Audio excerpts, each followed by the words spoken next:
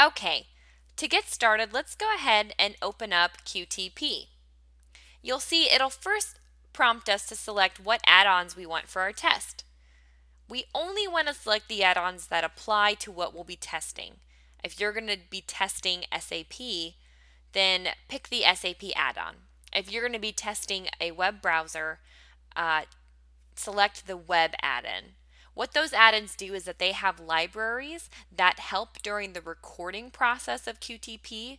It helps QTP recognize what object is what correctly. You'll see more when we start recording scripts, but QTP uses an object repository to understand what things are on the screen and how to interact with them.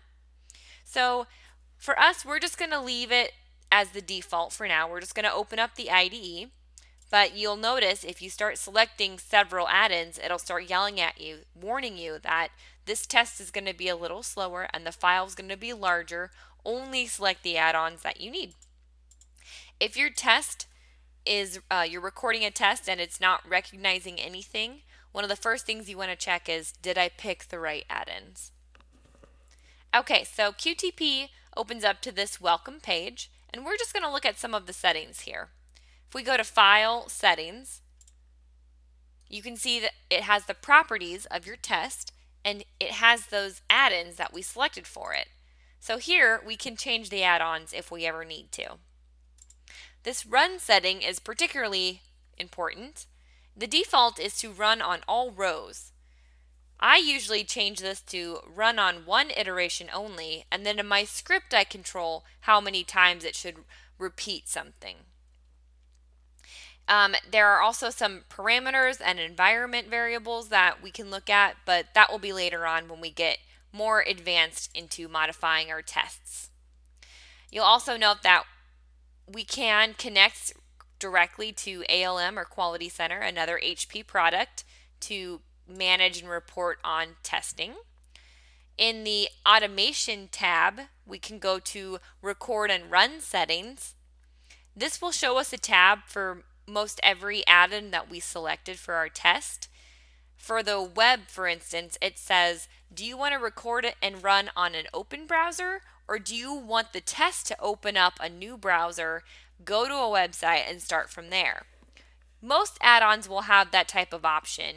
Do you want to record on an open window, or do you want to open the window, log in if needed, or go to a specific location? This is the Windows tab, and see it has kind of those same things. Record and run on applications opened by QuickTest, or record and run on any open Windows application. We'll also want to go to the Tools and then Options and take a look at that. There's lots of good settings here, and one of the ones I find most useful is this Run setting. This handles the mode that it plays back your script. If you record a script and then you run it, in normal mode, you can kind of see the various points of your script, what it's doing, and follow along. That way, you can kind of catch where it starts breaking. The fast mode goes so fast you can't see anything, it just flicks by. So it depends on what you want. This option here, every time you are done running your script, a pop-up window will open up with the results. This is helpful when you're trying to use those results, but sometimes when you're developing your script, you just want to turn this off so you don't have to remember to close a window every time.